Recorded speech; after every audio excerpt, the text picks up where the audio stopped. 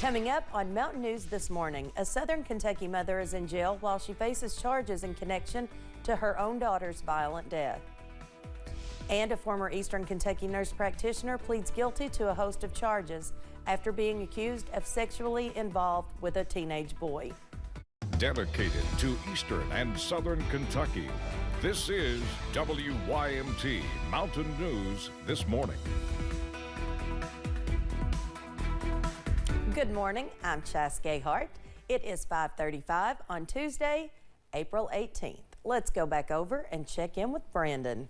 Well, what's going on this morning? Well, the forecast's not too bad. I mean, Yeah. it's not as cold as we expected. There's a frost advisory, but again, very dry out there, Chas. Seeing some wind the last couple of days. That wind was a little bit brutal yesterday. It was. And it's going to be dry for the next couple of days, so just be very wary of burning anything. I don't recommend it at all. It's just until we got to give you the okay, like, hey, it's going to start raining a little bit, because those fires, especially with breeze, can spread quickly. So let's keep the fires to minimum, okay? Downtown Somerset, as we head out the door this morning, a little light traffic over that way in Pulaski County. 37 over there, that's one of our cooler spots. 34 is our cold spot in Jonesville and Grundy this morning. 35 Manchester, down to 39 in Irvin. 49 though in Prestonsburg, some of the warmer spots in those higher elevations. 47 in Jackson, 48 in Pikeville and in Logan this morning. Again, some cooler air down to the south. Middlesboro at 36. Now, some places a little warmer than it was this time yesterday. Some places a little colder.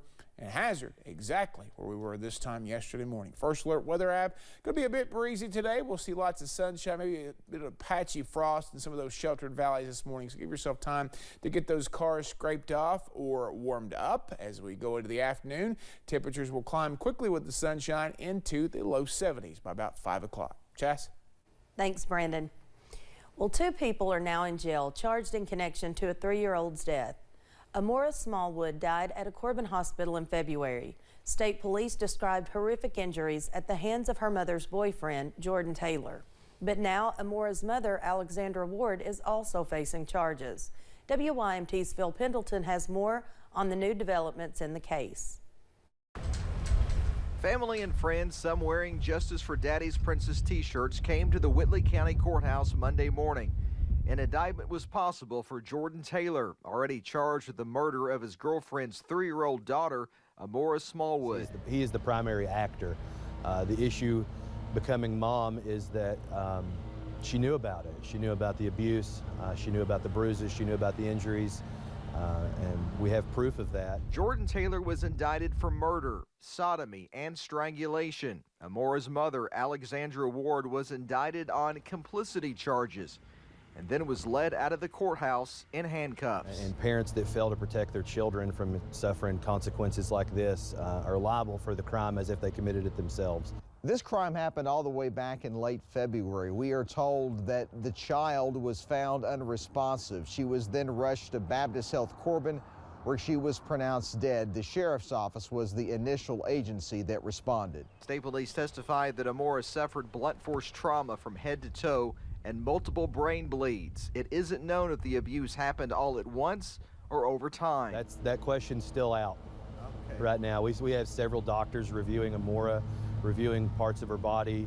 It's not just an autopsy. We've hired experts from different parts of the country to review different parts of her anatomy. Bowling says it is the worst crime that he's ever seen, and he says he will be seeking the death penalty against Jordan Taylor. In Whitley County, Phil Pendleton, WYMT Mountain News. Both suspects will be arraigned at separate hearings next month. And a former nurse practitioner in Letcher County pleads guilty to sex-related charges involving a 16-year-old boy. Carrie Lee Hall entered the guilty plea to more than 20 charges on Monday. Commonwealth's attorney Edison Banks II says cases like these are never easy. There's no good outcome to a case like this. There never is. She, among other things, was ordered to pay for any counseling that the juvenile, he's now 18, may require. Hall's sentencing is set for June. She's being held in the Letcher County Jail. A 7th patient is back home 1 week after a deadly mass shooting at the Old National Bank in Louisville. But Officer Nicholas Wilt is still being treated and remains in critical but stable condition. He was shot in the head responding to last Monday's shooting. Louisville police say Wilt's family sees and feels the love of so many in the community. 4 of the 5 victims who were killed in the shooting have been laid to rest. The funeral for 45-year-old Juliana Farmer is Saturday. The city of Louisville is dealing with back-to-back tragedies, 2 deadly mass shootings in less than 1 week. They're just 2 of the more than 100 mass shootings in the U.S. so far this year. Yesterday, members of the Kentucky Black Legislative Caucus called for change.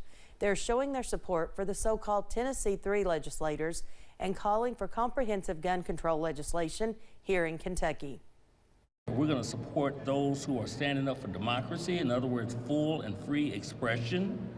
We're standing up for that. That's very important. Understand these issues are intertwined because when people are in power, sometimes they lose perspective over what their responsibility is. Representative George Brown Jr. says he has filed several gun safety bills that have not been called or been in committee the last few sessions, but he hopes to see change in the future. While the legislative session has ended in Kentucky, Governor Andy Beshear could call a special session to address a specific issue. Governor Beshear has once again ordered flags at all state buildings to be lowered to half staff. It's to honor 2 of the Fort Campbell soldiers who died in a training exercise on March 29th in Trigg County. Army Corporal Emily Bolanos of Austin, Texas, and Staff Sergeant Taylor Mitchell of Mountain Brook, Alabama, were on board the 2 HH-60 Black Hawk helicopters when they crashed during a routine training mission. They were part of the 101st Airborne Division at Fort Campbell. Senate Minority Leader Mitch McConnell returned to work on Monday. The Kentucky Republican has spent the last month recovering from a fall. Senator McConnell was treated for a concussion and rib fracture. He then completed physical therapy. In his announcement about his return, the 81-year-old said, quote, "We've got important business to tackle and big fights to win for Kentuckians and the American people," end quote. This week is National Work Zone Awareness Week, so officials from the Kentucky Transportation Cabinet and Ohio Department of Transportation came together to hold an event in Ashland yesterday. The Awareness Week is an annual campaign to encourage safe driving through work zones, and officials from both states shared statistics of work zone-related injuries. The overall message is to drive safely so everyone can get home. All year long, you need to keep a vigilant watch when not only our crews are out on the road, but contractors, emergency personnel as well. They're out there trying to do a job, trying to accomplish something to make the roadway safer for you to be there traveling. KYTC also says slow down and put the phone down, as distracted driving is one contributor to work zone crashes. And just ahead this morning, a sheriff's office in Nevada releases some of the footage taken at a scene of an accident that left actor Jeremy Renner severely injured. Rain chances will hold off for a few more days, and the sunshine and breezy conditions will continue today. I'll have the latest in about 3 minutes.